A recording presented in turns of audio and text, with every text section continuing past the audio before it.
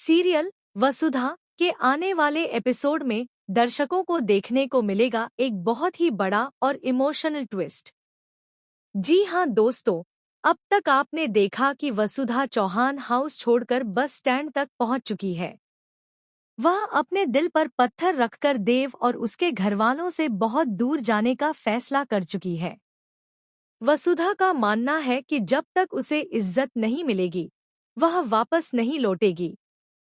लेकिन इसी बीच कहानी में आता है बड़ा खुलासा। चंद्रिका को यह सच्चाई पता चल जाती है कि वसुधा ही देव का असली रक्षा कवच है। अगर वसुधा देव से दूर हुई तो देव की जान पर हमेशा खतरा मंडराता रहेगा। यह बात समझते ही चंद्रिका के पैरों तले जमीन खिसक जाती है। उसे एहसास होता है कि अपने गुस्से और जिद में वह कितनी बड़ी गलती कर चुकी है। जैसे ही चंद्रिका को सच्चाई का पता चलता है, वह बिना वक्त गंवाए दौड़ती हुई बस स्टैंड पहुंचती है। वहां पहुंचकर वह सबके सामने वसुधा के पैरों में गिर जाती है, हाथ जोड़कर उससे माफी मांगती है और कहती है कि प्लीज हमारे साथ वापस चलो, देव की जिंदगी तुम्हारे बिना सुरक्षित नहीं है। लेकिन दोस्तों, यह कहानी इतनी आसान नहीं है। वसुधा का स्वाभिमान पूरी तरह टूट चुका है। जिस घर में उसे बार बार जलील किया गया, अपमानित किया गया, आज उसी घर की मालकिन अपने बेटे की जान के लिए उसके सामने गिड़गिड़ा रही है। वसुधा के दिल में यही सवाल उठता है।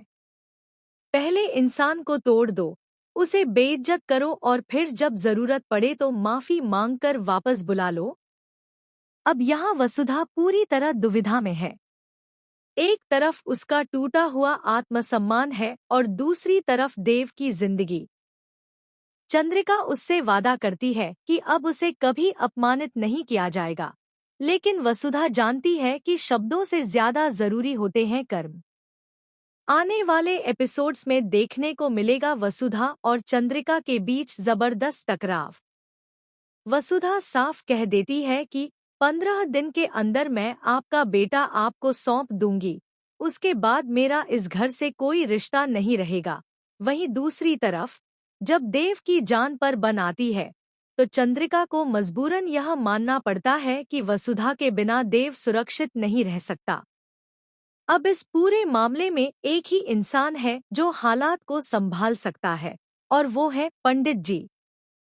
पंडित जी चंद्रिका को समझाने की कोशिश करेंगे कि अगर उसने अपने बेटे की खुशहाली चाहिए तो